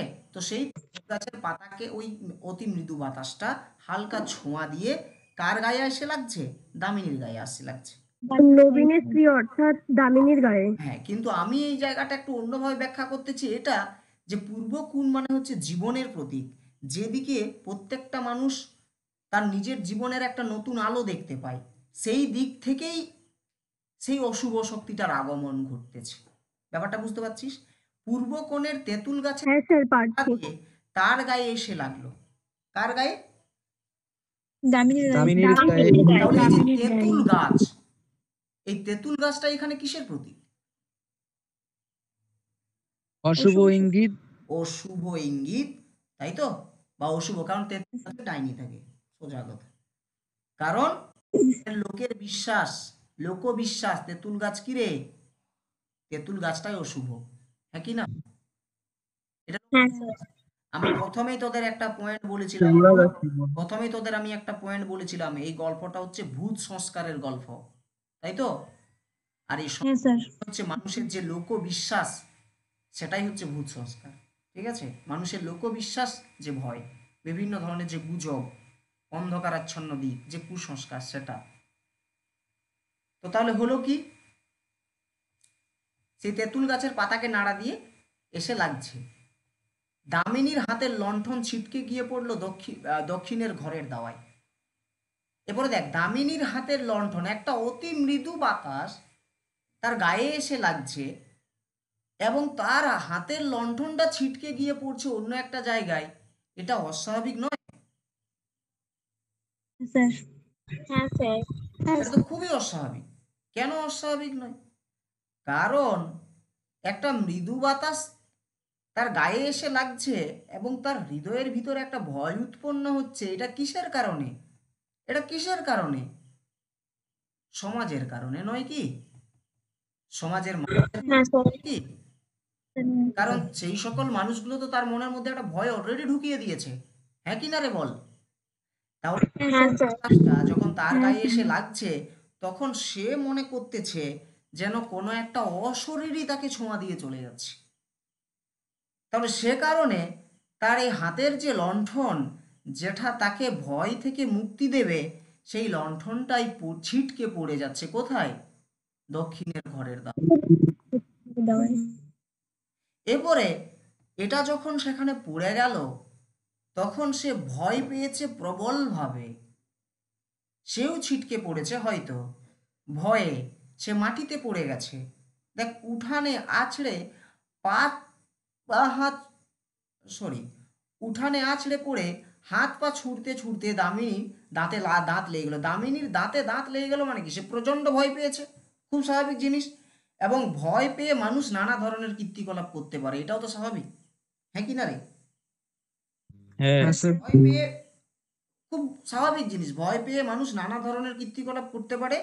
তো আমরাও ভয় পেয়ে আমরাও করি। হাত পা ছুড়ি, কখনো হয়তো অজ্ঞান হয়ে যদি পড়ে যায়, হ্যাঁ ধরিস না, ছাড়, হ্যান ত্যান বহু কিছু। তো দামিনীর গায়ে যখন এই যে অশুভ যে বাতাস সেটা এসে নিয়ে যখন লাগলো তখন তার মনে হলো যে কোনো একটা অশরীরী জিনিস, কোনো একটা অদৃশ্য বাতাস যেন আমাকে ছোঁয়া দিয়ে চলে গেল। তার হৃদয়ের ভিতরে একটা শিহরণ জাগলো, ভয়ের শিহরণ, যার পরিপ্রেক্ষিতে তার হাতের লণ্ঠন ছিটকে পড়ে গেল এবং সে উঠোনে পড়ে গিয়ে নিজের পা ছুঁড়তে থাকলো এবং তার দাঁতে দাঁত লেগে যাচ্ছে। দাঁতে দাঁত লেগে যাওয়া মানেই সে অজ্ঞান হয়ে যাবে, মূর্ছা হয়ে যাবে। বোঝা যাচ্ছে জায়গাটা? হ্যাঁ স্যার। এবার দাঁতে দাঁত যখন লাগবে তখন সে যদি কোনো চিৎকার চেঁচামেচি করতেও যায় তখন তার সেই চিৎকার চেঁচামেচি কি ভাষা পাবে? কেউ শুনতে পাবে না, ও না বলতে স্যার, চাইলেও সে কেউ তো শুনতে অজ্ঞান হয়ে পাবে না। গেছে। মনে কর আমি হেদোকে ডাকবো, হেদোকে, এইটার ইউটিউবে দেওয়া যাবে না, ঠিক আছে? যা প্রশ্ন যেমন আসবে করবি, হ্যাঁ? মনে কর আমি হেদোকে ডাকবো, আমি দাঁতে দাঁত দেবো, হাঁটো, হ্যানো, হ্যানো, হ্যানো, দেখতে পারবি? পারবি নি অত সহজে। না। তো তোর ওই না স্যার। দাগগুলো না, মানে সেই কি বলবো, কর্তার ভূতের মতো, হ্যাঁ। তো এখানে জায়গাটা হচ্ছে সেই জায়গাটা যখন দাঁতে দাঁত লেগে যাচ্ছে, হয়তো সে চিৎকার করার চেষ্টা করছে, আশেপাশের কাউকে ডাকার চেষ্টা করছে, খুব স্বাভাবিক, আমরা চিৎকার করতে পারি ওই সময়, কিন্তু তার মুখ দিয়ে কিছুই বেরোচ্ছে না। শুধু বেরোবে সু সা হ্যান ত্যান বিভিন্ন ধরনের আওয়াজ বেরোতে পারে। সেটাকেই দেখ কত সুন্দর একটা উপমা দিয়ে লেখক এখানে দিচ্ছে যে দালানের আনাচে কানাচে ঝোড়ো হাওয়া যেমন গুমড়ে গুমড়ে কাঁদে, দামিনী আওয়াজ করতে লাগলো সেই রকম। মানেটা কি হলো বল? বল। দামিনীকে একটা অশরীরী আত্মা আর কি ভর করলো, করার পর সে লণ্ঠনটা মানে আর কি গেল, ছোড়ার পর হচ্ছে দাঁড়া দাঁড়া কোনো আত্মা ভর করেনি, কোনো আত্মা ভর করেনি তো এখানে। কোনো আত্মা আরে ভাই ভর করেনি। সমাজ যেটা মনে করছে আর কি।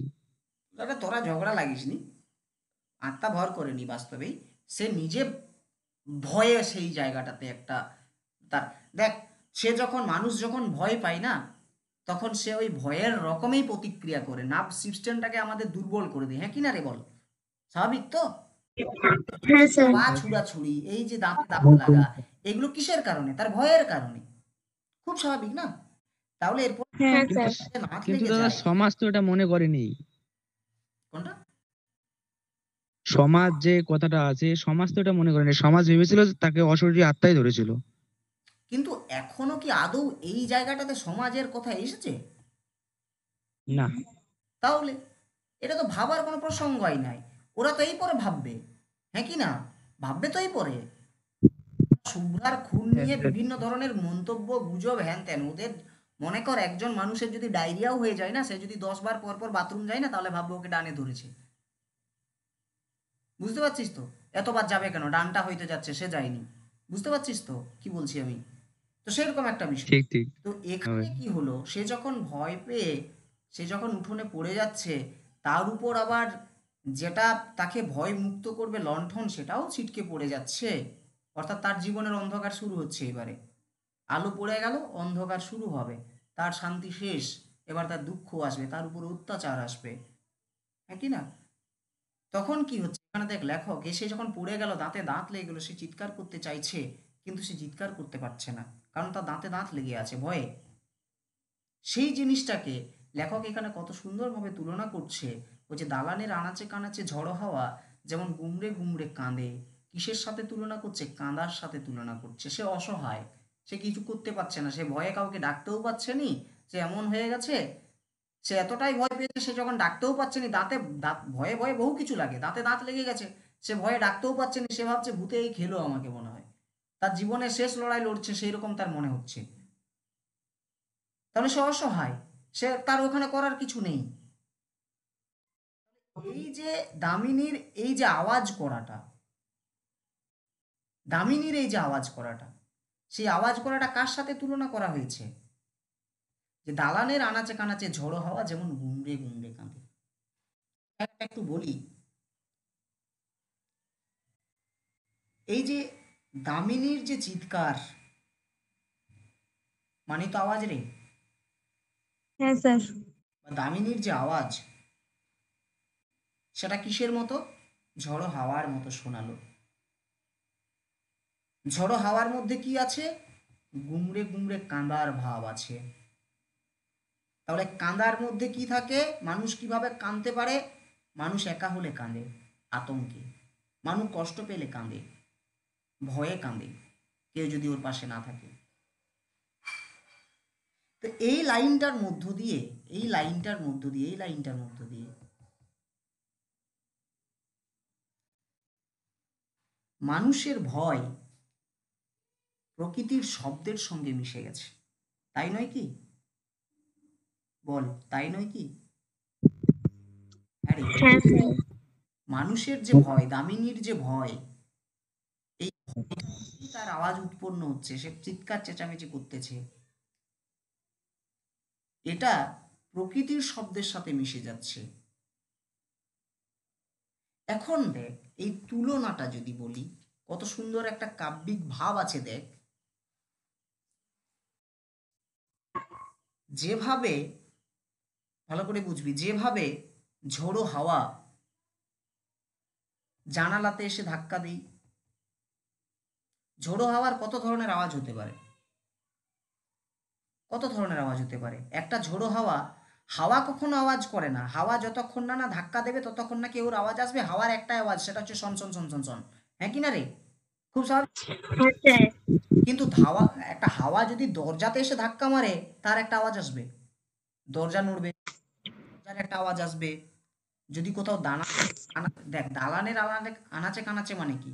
সেটা দালানের মধ্যে জানলাও হতে পারে, দালানের কোনো ফাঁক ফোকরও হতে পারে, বিভিন্ন জায়গায় এদিক ওদিক হতে পারে। তো সেই জায়গাগুলোতে এই ঝড়ো হাওয়া যখন ধাক্কা মারছে, তখন যে সাউন্ডটা আসে, সেই সাউন্ডটাকে এখানে লেখকের মনে হয়েছে যেন এই ঝড়ো হাওয়াটা গুমড়ে গুমড়ে কাঁদছে কোথাও দালানের। এখানে দেখ, ঝড়ো হাওয়াটাকে জীবন দান করা হয়েছে, হ্যাঁ কি না রে? খুব স্বাভাবিক তো, ঝড়ো হাওয়াটাকে এখানে হ্যাঁ জীবন দান স্যার। করা হয়েছে। হ্যাঁ স্যার। তো এই ঝড়ো হাওয়া যেমন গুমড়ে গুমড়ে কাঁদতেছে দালানের আনাচে কানাচে ধাক্কা লেগে, সেই ঝড়ো হাওয়ার কান্নার মতো সুমসা উমা বিভিন্ন ধরনের, সেই কান্নাটা যেন এখানে দামিনীর আওয়াজ। অর্থাৎ ঝড়ো হাওয়ার যে গুমড়ে গুমড়ে কাঁদা ভাব, সেই কাঁদা ভাবটা যেন দামিনী করছে। বুঝতে পারছিস জায়গাটা? এখানে এখানে লেখক দামিনীর আওয়াজটাকে প্রকৃতির আওয়াজের সাথে মিশিয়ে দিয়েছে। অর্থাৎ দামিনী যে এখানে কষ্ট পাচ্ছে, দামিনী যে এখানে আতঙ্কিত ভয়ে, সে অসহায় হয়ে একাকী অবস্থায় সে চিৎকার করার চেষ্টা করছে, সে অসহায় হয়ে কাঁদতেছে, সে কি করবে বুঝতে পারছে না, সেই জায়গাটাকে তুলনা করা হয়েছে ঝড়ো হাওয়ার গুমড়ে গুমড়ে কাঁদাকে। বোঝা গেল জায়গাটা? এখান থেকে কোনো প্রশ্ন আসবে? এটার মিনিং তোদেরকে লিখতে বলবেন। বুঝতে পারলি জায়গাটা রে? হ্যাঁ স্যার একদম ক্লিয়ার। করে মোছা রে, তো ভরে গেল।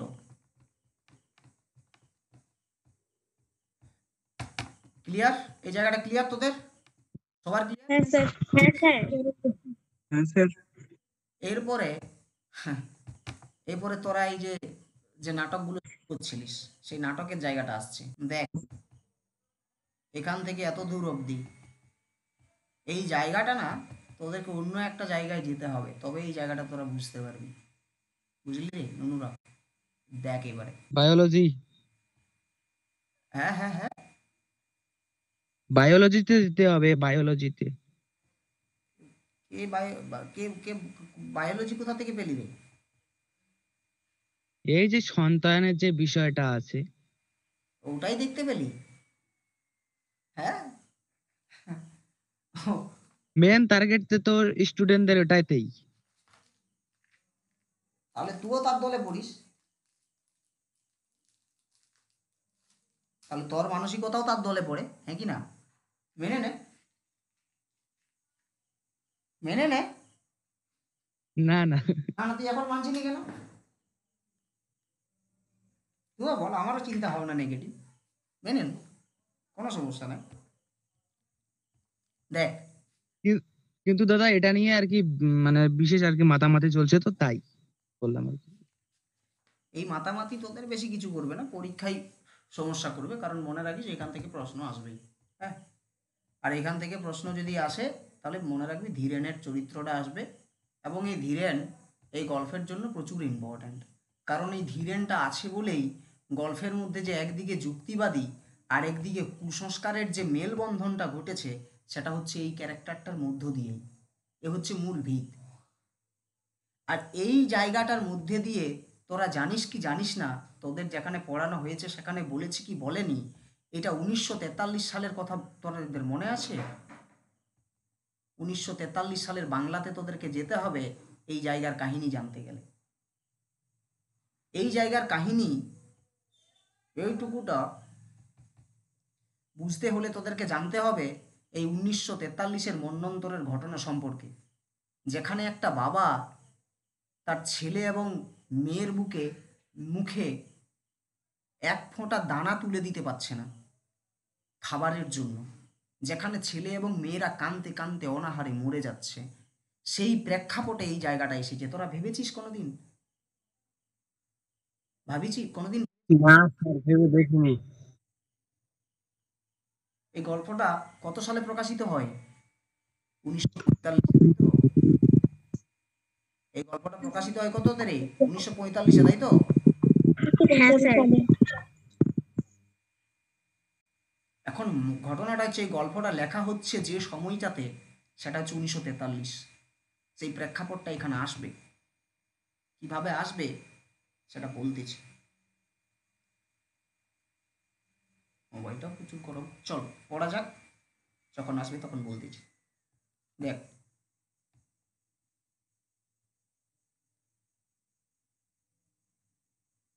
স্যার, মোবাইলটাও গরম হয়ে গেলে খাপটাও খুলে দেন এবং স্ক্রিনের লাইটটাও কমিয়ে দেন, ঠান্ডা হয়ে যাবে। তুই বুঝতে পারলি আমার মনের কথা আমি কি করতেছি? বাহ, ওটাই করছিলাম, মোবাইলটা প্রচুর গরম হয়ে গেছে। না চল একটু এইখান অব্দি আসি আজকে, হ্যাঁ? বিরক্ত লাগেনি তো রে কারো? না না, একদম। দেখ এটা আর ইউটিউবে দিতে পারবো নি আজকে, এটা দেওয়া যায়? এত কিচির কিচির দেওয়া যাবে না। চল দেখ কি রয়েছে। এটা এখানে একটা প্লট শেষ হয়ে গেছে, হ্যাঁ? এরপরে এখানের এই প্লটটা আসছে এই কারণেই, কারণ তোরা দেখতে পাবি যে এই একজন ব্যক্তি যে কি একজন ডাক্তার, তাই তো রে? সেটা কি কেমন, হ্যাঁ কি না? পাস না, পাস না পড়া ডাক্তার। তো দেখ প্রথমে পড়ি, শুভ্রাত দাদা ধীরেন। তাহলে কার দাদা? শুভ্রাত দাদা। কে ধীরেন? স্থানীয় স্কুলের মানে স্থানীয় স্কুলে মাস্টারি করে। গাঁয়ে সেই একমাত্র ডাক্তার, সেটা আবার পাস না করা। ফিজিক্সে অনার্স নিয়ে বিএসসি পাশ করে 7 বছর গাঁয়ে স্কুলে জিওগ্রাফি পড়াচ্ছে। প্রথম দিকে প্রবল উৎসাহের সঙ্গে 47খানা বই নিয়ে লাইব্রেরি, 7 জন ছেলেকে নিয়ে তরুণ সমিতি, বই পড়ে পড়ে সাধারণ রোগে বিনামূল্যে ডাক্তারি, এইসব আরম্ভ করেছিল। এই সময়টাতে তাহলে ওর জোশ ছিল। গেঁয়ো একটি মেয়েকে বিয়ে করে 2 বছরে 4টি ছেলে মেয়ের জন্ম হওয়ায় এখন অনেকটা ঝিমিয়ে গেছে। এই ঝিমিয়ে যাওয়া তোদের ওই ক্লাস 9-এ হরমোনের পতন নয়, ঠিক আছে? তোরা ক্লাস 9-এ কিংবা 8-এ হরমোন পড়েছিস, সকলেই পড়েছিস তো? হ্যাঁ এটি তোদের এখানে আসবে, জিওগ্রাফি পড়বি, বড় হয়েছিস, পড়াশোনার মাঝে এইগুলো আছে। ব্যাড ল্যাঙ্গুয়েজ ব্যবহার করিনি। এটা হরমোনের পতন নয় যে হরমোনের কারণে, ডিসব্যালেন্সের কারণে সে ঝিমিয়ে যাচ্ছে। নো, ওই মেন্টালিটি নিয়ে আসিস না এখানে। কারণ যেই মেন্টালিটি নিয়ে আসবে সে মনস্তত্ত্ব মানেই বোঝে না, এই গল্পটার মিনিংই সে জানে না, তবেই তার মাথায় এই ধরনের কথাবার্তা আসবে। তাহলে গেঁয়ো একটি মেয়েকে বিয়ে করে 2 বছরে 4টি ছেলে মেয়ের জন্ম হওয়ায় এখন অনেকটা ঝিমিয়ে গেছে। লাইব্রেরির বইয়ের সংখ্যা 300-তে উঠে থেমে গেছে। পতন হচ্ছে দেখ কিভাবে। তার নিজের সম্পত্তি হিসাবে বইয়ের আলমারি তার বাড়িতেই তালাবদ্ধ হয়ে গেছে বা তালাবন্ধ হয়ে গেছে বা হয়ে থাকে। চাঁদা কেউ দেই না। তবে 2-4 জন পড়া বই আর একবার পড়ার জন্য মাঝে মাঝে চেয়ে নিয়ে যায়। বছরে 2-3 বার তরুণ সমিতির মিটিং হয়। 4 আনা 8 আনা ফি নিয়ে এখন সে ডাক্তারি করে, ওষুধও বিক্রি করে। আমি প্রেক্ষাপটে প্রথমে যাচ্ছি না, আমি প্রথমে একটু ভেঙে ভেঙে বলি, ঠিক আছে? দেখ প্রথমে কোন লাইনটা আছে, যে সুভ্রাত দাদা ধীরেন স্থানীয় স্কুলে মাস্টারি করে। এখন অবধি কোনো শিক্ষিত ব্যক্তিকে পেয়েছিস গল্পে? না না স্যার। তাহলে একজন শিক্ষিত ব্যক্তির এন্ট্রি হলো স্থানীয় স্কুলের মাস্টারি। মাস্টারি মানে কি রে? মানুষটা শিক্ষিত, শিক্ষিত সমাজে শিক্ষিত। সমাজে তার একটা সম্মান আছে। জয়রাম মুক্তারের মতো পড়ে এসছিস তোরা, একজন সম্মানীয় ব্যক্তি। গায়ে সেই একমাত্র ডাক্তার পাশ না করা। মানে কি? মানে হচ্ছে এই ধীরেন পাশ করেনি ডাক্তারি পরীক্ষাতে, এর কাছে কোনো রকম ডাক্তার হওয়ার যোগ্যতা নেই। যেমনটা করে জয়রাম মুক্তার, সে কি পাশ করা উকিল ছিল? না না ঠিক সেই রকম। কিন্তু জয়রামের যেমন সেখানে নাম ছিল, এখানেও সেরকমের নাম আছে। এ পাশ না করা ডাক্তার, কিন্তু ডাক্তার কেন? কারণ সে হয়তো ডাক্তারের বই টই পড়েছে, সে চিকিৎসা, ন্যূনতম চিকিৎসা জানে, ঠিক আছে? জ্বর টর হ্যান ত্যান চিকিৎসা করতে সে জানে। তাহলে সেই জন্য সে পাশ না করা একজন ডাক্তার।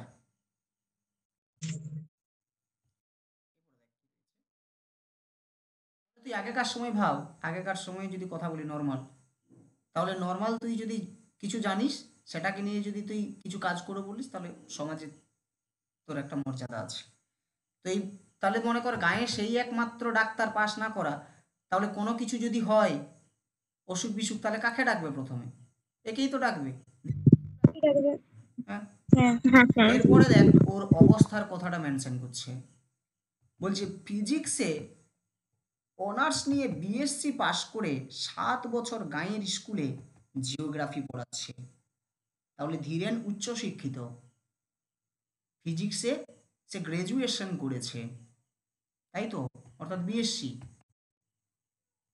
তাই তো রে? বিএসসি তো গ্রাজুয়েশনেই নাকি রে, এমএসসি তো আর নয়। তাহলে সে অনার্স করেছে কিসে? বিএসসিতে। বিএসসিতে অনার্স করার পরেও, সরি ফিজিক্সে অনার্স করার পরেও তার মনের যে জায়গা, তার আনন্দের যে জায়গা, তার ভালোবাসার যে জায়গা ফিজিক্স, সেটাকে তাকে বিসর্জন দিতে হয়েছে। এবং বিসর্জন দিয়ে তাকে পড়াতে হচ্ছে কি? আর্টসের একটা সাবজেক্ট। সেটা কি রে? শোনা যাচ্ছে? শোনা যাচ্ছে রে? জিওগ্রাফি। ভূগোল। হ্যাঁ, জিওগ্রাফি। ওকে, হ্যাঁ স্যার। এরপরে হ্যাঁ দেখ, হ্যাঁ স্যার। হ্যাঁ স্যার। তাহলে এই জায়গাতে লেখক কি দেখাচ্ছেন? নর্মাল যদি বলি, এই জায়গাতে লেখক কি দেখাচ্ছেন? এই জায়গাতে লেখক দেখাচ্ছেন সেই সময়ে যারা শিক্ষিত ছিল, যারা পড়াশোনা করত, তারা নিজের পছন্দের জায়গা পেত না। কেন? কর্মসংস্থানের সংকটের কারণে, তাই তো? সেই সময়টাতে কর্মসংস্থান হয়তো ছিল না। এই সময়টাতে মনে রাখবি 1943, ঠিক আছে? এই সময়টা যখন দ্বিতীয় বিশ্বযুদ্ধ চলছে, ঠিক আছে? এবারে দেখ, কেন জিওগ্রাফি পড়াচ্ছে বুঝতে পারছিস তো? এটা হচ্ছে নর্মাল এক ভাষায় যদি বলতে হয়, তাহলে সেটা হচ্ছে কর্মসংস্থানের সংকট, ঠিক আছে? ক্লিয়ার জায়গাটা? একটু কথা বলবি, আমার ভয় লাগতেছে কিন্তু, হ্যাঁ, যে ফুটার যদি চলে যাচ্ছে নাকি। শুনতে পাচ্ছিস রে? হ্যালো, বলি শোনা যাচ্ছে? হ্যাঁ, একটু কথা বলি দেখ। প্রথম দিকে প্রবল উৎসাহের সঙ্গে 47খানা বই নিয়ে লাইব্রেরি, কারণ শিক্ষিত ব্যক্তি, তাই তো? তাহলে প্রথম দিকে যৌবন অবস্থায়, তার যুবক অবস্থায়, যখন তার একটা জোশ আছে শরীরের মধ্যে, অদম্য কিছু করে দেখানোর একটা ইচ্ছে আছে, একটা উৎসাহ আছে, একটা মোটিভেশন আছে, একটা প্রেরণা আছে, সেই সময়টাতে সে কত 47খানা বই নিয়ে একটা লাইব্রেরি খুলেছে। ওকে, 7জন ছেলেকে নিয়ে একটা সমিতি খুলেছিল, তরুণ সমিতি।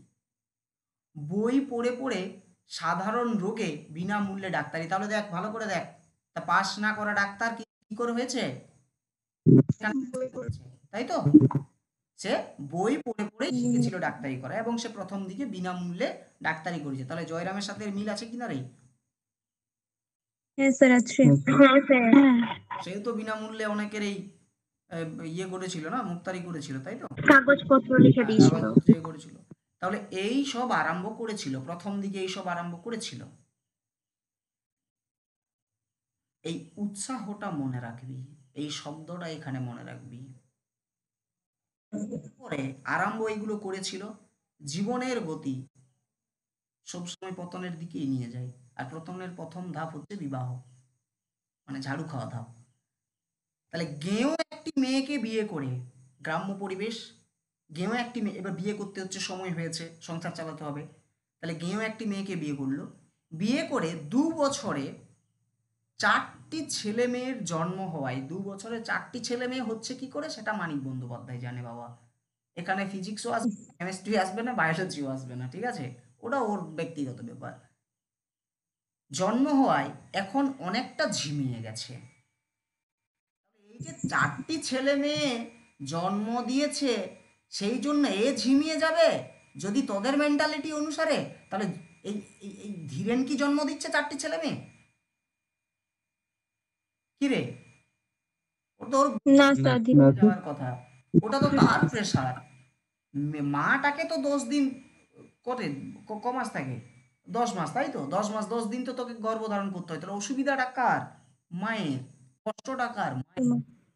হিসেব অনুযায়ী নর্মাল যদি বলিস, আর তোদের মেন্টালিটি আলাদা, সেটা বুঝতে পারছি, সেটা বলা যাবে না এখানে। তো এখন অনেকটা ঝিমিয়ে গেছে মানেটা কি? অনেকটা ঝিমিয়ে গেছে মানে এই প্রথম দিকের বয়সে যে উৎসাহটা ছিল, সেই উৎসাহটা বিয়ের পরে মরে গেছে। বুঝতে পারলি জায়গাটা? হ্যাঁ স্যার। এই কারণেই তার এই যাবতীয় যা কিছু, সেগুলোর সব ধীরে ধীরে পতন ঘটছে। একটা মানুষের উৎসাহ যত কমতে থাকে, একটা মানুষের প্রেরণা যত কমতে থাকে, একটা মানুষের মানে মনের ইচ্ছা যত কমতে থাকে, সাংসারিক যত হতে থাকে একটা মানুষ, তত কিন্তু সে ধীরে ধীরে ধীরে ধীরে তার নতুন নতুন কিছু করে দেখানোর যে জায়গাটা, সেটা কমে যায়। হ্যাঁ কি না রে? কমে যায় তো? এটা তো স্বাভাবিক জিনিস। হ্যাঁ স্যার। তো সেটাই হচ্ছে এখানে ঝিমিয়ে যাওয়া। ওকে, দেখ কি কেমন ভাবে ঝিমোচ্ছে, দেখ, টুনকি মুরগির মতো না। লাইব্রেরির বইয়ের সংখ্যা 300-তে উঠে থেমে গেছে, আর বাড়েনি। প্রথমে সে 47 খানা দিয়ে শুরু করেছিল তো, হ্যাঁ কি না? হ্যাঁ কিন্তু হ্যাঁ 300 স্যার মধ্যে থেমে গেছে, আর আর নেই। তার নিজের সম্পত্তি হিসাবে বইয়ের আলমারি তার বাড়িতেই তালা বন্ধ হয়ে থাকে। তাহলে দেখ, সে আর কিন্তু কিছু করতে পারছে না। কিসের জন্য? সংসার করছে, বউ হয়েছে, 4টি ছেলে মেয়ে হয়েছে, তাহলে সেগুলোকে দেখাশোনা করতে হবে, সংসারের চাপ সামলাতে হবে, তাদের পড়াশোনা সামলাতে হবে। সব কিছু মিলিয়ে সে তার ওই নিজের ভালোবাসার জায়গাগুলোতে সে আর কাজ করতে পারছে না। তাকে সংসার তো চালাতে হবে। সংসার চালাতে গেলে নিজের পছন্দের জিনিসকে বিসর্জন দিতেই হয়, কারণ পেটে ভাত কে জুটাবে, তাই তো? মেয়েরা সংসার সাজায়। অনেকটা জয়রাম মুখোপাধ্যায়ের মতো নাকি দাদা? হ্যাঁ, অনেকটাই বলতে পারিস। মেয়েরা হুম। সংসার সাজায় ফুল দিয়ে, আর সেই ফুলটা এনে দেয় কিন্তু পুরুষ। তাহলে একটা সংসারের জন্য দুজনেরই সমান বিষয় আছে। তাহলে এখানে এই মেয়েটা, এই 4 ছেলে মেয়ের যে মা, সে যেমন সংসারটা সাজাচ্ছে, সেরকম ভাবে এই সংসার সাজানোর জন্য যে উপাদানগুলো, সেগুলো তো সংগ্রহ করতে হবে ধীরেনকেই। স্বাভাবিক না? তো সেই জন্য তার ওই পছন্দের জায়গাগুলো ধীরে ধীরে ডাউন হয়ে গেছে। দেখ, বিয়ে না হওয়া আগে পর্যন্ত সে ধীরে ধীরে ধীরে ধীরে 47 থেকে 300-তে গেছে, কিন্তু তারপরে আর কোনো রকম উঠতে পারেনি। সেই জন্য তার এই যে 300টাই, এই 300খানা বইয়েই লাইব্রেরিতে তার সম্পত্তি, বইয়ের সম্পত্তি, সেটা তার বাড়িতেই কি হয়ে গেছে? তালা বন্ধ হয়ে গেছে। ওকে, দেখ, চাঁদা কেউ দেই না, কিসের জন্য? এই যে তার চাঁদা কেউ দেই না, তবে তবু 2-4 জন পড়া বই আর একবার পড়ার জন্য মাঝে মাঝে চেয়ে নিয়ে যায়। অর্থাৎ দেখ, যে 2-4 জন ব্যক্তি আছে বা গ্রামে কিছু জন আছে যারা ধীরেনের কাছে এসে বই নিয়ে যায়, হ্যাঁ কি না? বই নিয়ে যায় হ্যাঁ। কিসের জন্য? পড়ার জন্য। কিন্তু যখন পড়ার জন্য বই নিয়ে যায়, তখন ওনাকে কেউ চাঁদা কিন্তু দেয় না। বোঝা গেল লাইনটার মিনিং? এরপরে দেখ, বছরে 2-3 বার তরুণ সমিতির মিটিং হয়। আমি যদি বলি তোদেরকে বছরে 2-3 বার স্কুল খোলা হয়, তাহলে কেমন লাগবে শুনতে? ভালো কি লাগবে? তাহলে স্কুলটা না। হয়ে না গেছে। স্যার তাহলে স্কুলটাকে খোলা হচ্ছে নাম করার জন্য। তাহলে এই যে বছরে 2-3 বার তরুণ সমিতির মিটিং হয়, মানে এই কারণেই, কারণ ওই যে সময়টা, ওই সময়টা নব যুব সমাজকে উপরে কি করে নিয়ে যাব, সেই চিন্তা ভাবনা নাই। সেটা কোথাও না কোথাও দমিয়ে গেছে, সেটা কোথাও না কোথাও শেষ হয়ে যাচ্ছে ধীরে ধীরে। সেই জন্য এই যে মিটিংটা, এই মিটিংটাও কোথাও না কোথাও নাম সারা, দায় সারা। সেই জন্য বছরে মাত্র 2-3 বার ক্লিয়ার মিটিং হয়। কিন্তু দেখ, আগে তো একটা সমিতি সে গঠন করেছিল, ভালো করে দেখ, 7 জন ছেলেকে নিয়ে তরুণ সমিতি গঠন করেছিল, করেছিল। হ্যাঁ। তখন হয়তো হ্যাঁ বারে স্যার বারে মিটিং হতো, কিন্তু পরবর্তী সময়ে এসে বছরে মাত্র 2-3 বার হয়। এরপরে কি রয়েছে সংসারের দায়ে, যে 4 আনা 8 আনা ফি নিয়ে এখন সে ডাক্তারি করে ওষুধও বিক্রি করে। তাহলে সংসারের চাপে তাকে টাকা নিতে হয়েছে কেন? কারণ প্রথমে সে বিনামূল্যে ডাক্তারি করেছে, কিন্তু পরবর্তী সময়ে যখন সে বিয়ে করেছে, তখন তো তার তো টাকা লাগবে রে ভাই, হ্যাঁ কি না? বল, লাগবে কি লাগবে? লাগবে তো। লাগবে। হ্যাঁ স্যার তাহলে সেই জন্য সে 4 আনা 8 আনা ফি নিয়ে এখন সে ডাক্তারি করে ওষুধ বিক্রি করে, এইটুকুই যা তার বিষয় আশ্রয়। তাহলে এটা হচ্ছে ধীরেন, শিক্ষিত ব্যক্তি, যে নিজের যে ভালোবাসার জায়গাটা, সময়ের অস্থির ছোঁয়া, সেটা তার কাছ থেকে কেড়ে নিয়েছে। এরপরে চলে আয় এর প্রেক্ষাপটে। বোঝা গেল? এই জায়গাটা বোঝা গেছে? জায়গাটা একদম। হ্যাঁ স্যার বলছি। হ্যাঁ স্যার। এরপরে চলে আয় যে সময়ের প্রেক্ষাপটে ছোঁয়া মানিক বন্দ্যোপাধ্যায় এই গল্পে দিয়েছে, সেই জায়গাটাতে চলে আয়। ওটা হচ্ছে 1943-এর বাংলা। সেই তখনকার দিনগুলো, অর্থাৎ এই 1943-এর যে দিনগুলা, সেগুলো ছিল ভয়ঙ্কর কঠিন। এই সময়ে এই বঙ্গজীবন বা বাংলা জীবন বা বাংলার মানুষের জীবনে একটা মন্বন্তরের ছোঁয়া এসেছিল।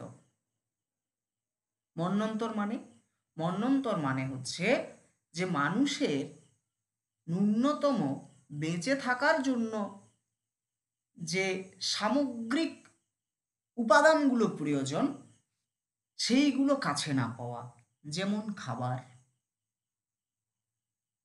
যেমন জল, যেমন বাসস্থান, বস্ত্র। বস্ত্র। তোরা ক্লাস 10-এ আয় আরো বেঁধে বেঁধে থাকি কবিতাটা পড়েছিস? পড়েছিস? স্যার। হ্যাঁ স্যার। সেখানে স্পষ্টভাবে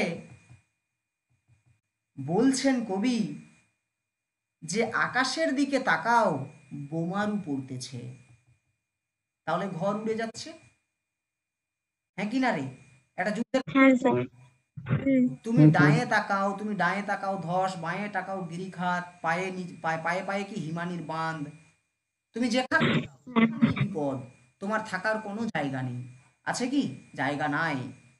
তাহলে ওই সময়টাই যেমন অস্তিত্বের সংকট, এই যে 1943, এই সময়টা তো মানুষের কাছে অস্তিত্বের সংকট দেখা গিয়েছিল, মন্বন্তর এসেছিল। মানুষের ঘরে খাবার ছিল না, মাঠে ফসল ছিল না, দোকানে চাল নাই, কিচ্ছু নাই। বাবা মা তাদের সন্তানদের মুখে যে দুমুঠো অন্ন দেবে তুলে, সেটারও কোনো জায়গা নেই। ফলে সন্তান, বাবা মা সবাই কান্নাকাটি করতেছে। এমনকি গ্রামের ঘরের মধ্যে যে দাওয়াগুলো রয়েছে বা উঠোনগুলো রয়েছে, সেখানে কত কত ব্যক্তি অনাহারে না খেতে পেয়ে মরে যাচ্ছে। আর এই সময়টাতেই চলছিল দ্বিতীয় বিশ্বযুদ্ধ, এই 1943, যে সময়টাতে কবি এই গল্পটা লিখছেন। এই দ্বিতীয় বিশ্বযুদ্ধের কারণে কি হচ্ছে? চাল, ডাল, কাপড়, ওষুধ, সমস্ত কিছুর রেট কি হচ্ছে? হাই হয়ে যাচ্ছে। যখন হাই হয়ে যাচ্ছে, তখন সাধারণ মানুষ কি সেগুলো কিনতে পারবে রে? না। পারবে? না স্যার। স্যার পারবে না। তাহলে নো স্যার। তাহলে গ্রামের মানুষকে বাঁচতে হবে। তাহলে গ্রামের মানুষকে বাঁচতে হলে তারা কোনো কাজ জুটানোর জন্য তাদেরকে কোথায় যেতে হবে? শহরে আসতে হবে তো। হ্যাঁ স্যার। তাহলে সেই হ্যাঁ। তখন মানুষেরা নিজেদের বাঁচার জন্য, নিজেদের পেটে দুমুঠো অন্ন জুটানোর জন্য, তারা একটা কর্মসংস্থানের জন্য তারা বাইরে চলে যাচ্ছে, তারা শহরে চলে যাচ্ছে। কেউ চলে যাচ্ছে কলকারখানায়, কেউ হয়তো কোনো রেল লাইনে কাজ করতেছে, কেউ কোনো বন্দরে কাজ করতেছে। যেখানে যা কাজ পাওয়া যাচ্ছে তারা চলে যাচ্ছে। কিসের জন্য? শুধু দুমুঠো খাবারের জন্য। নিজেদের যে শরীর, সেটাকে সম্পূর্ণভাবে তারা নিগড়ে দিচ্ছে, পুরা দিন রাত একাকার করে দিচ্ছে, যাতে করে সংসারটা একটু চলে, যাতে করে নিজেদের পেটটা একটু চলে। সেই সময়ের ঘটনা। একদম নর্মাল বলতে পারে, গ্রামে আকাশে বাতাসে শুধু একটাই শব্দ, সেটা হচ্ছে হাহাকার। হাহাকার ছাড়া ওই সময়টাতে কিছু ছিল না। মানুষ বাঁচবে কিভাবে, খাবে কি? তাদেরকে তো বাঁচতে হবে। এই রকম একটা ভয়ঙ্কর পরিস্থিতিতে মানিক বন্দ্যোপাধ্যায় তোদের এই হলুদ পড়া নামক গল্পটা লিখছে। এরপরে এই ক্যারেক্টারটার সাথে কি যোগাযোগ তাহলে? এটা তো মেন প্রশ্ন। এই ক্যারেক্টারটার সাথে যোগাযোগ হচ্ছে, প্রথমেই তোরা দেখতে পাচ্ছিস সেই স্কুলের মাস্টার, এমনকি ফিজিক্স অনার্স। তাহলে মানুষটা মেধাবী, হ্যাঁ কি না রে? মানুষটা মেধাবী। হ্যাঁ স্যার। কেন হ্যাঁ স্যার। মেধাবী? কারণ সে ফিজিক্সে অনার্স করা একজন ছাত্র, অর্থাৎ কি বিজ্ঞানের ছাত্র। তাহলে মানুষটা যুক্তিবাদী, মানুষটা বুদ্ধিমান। কিন্তু আশ্চর্যের বিষয় দেখ, সে বর্তমানে এখন স্কুলে জিওগ্রাফি পড়াচ্ছে। এটা তো আশ্চর্যের বিষয়। তাহলে স্বাভাবিক যখন আমরা এটা দেখব, আমাদের মনের মধ্যে একটা প্রশ্ন আসবে যে ফিজিক্সের ছাত্র হওয়ার পরেও সে জিওগ্রাফি কেন পড়াচ্ছে? তার কারণ হচ্ছে একটাই, সেটা হচ্ছে কোনো চাকরি নাই, কোনো কাজ নাই এই সময়টাতে। একদিকে 1943-এর মন্বন্তর, অন্যদিকে দ্বিতীয় বিশ্বযুদ্ধের কারণে সমাজ সেই সময়টাতে তখন কাউকেই নিজের ইচ্ছে মতো কাজ করার কোনো সুযোগই দেয়নি। তাহলে বাঁচতে তো হবে রে, সংসার তো চালাতে তো হবে, ছেলে পুলে আছে তাদেরকে খাওয়াতে তো হবে। তাহলে বেঁচে থাকার জন্য ধীরেনকেও এমন কাজ করতে হয়েছে যেটা তার প্রকৃত যোগ্যতার সাথে মেলে না। অর্থাৎ ফিজিক্স যে তার ভালোবাসার জায়গা, সেটার সাথে তার এই জিওগ্রাফির কোনো মেল খাচ্ছে না। ওই কারণে সে বাধ্য, তাকে সংসার চালাতে হবে, পেটে খাবার জোটাতে।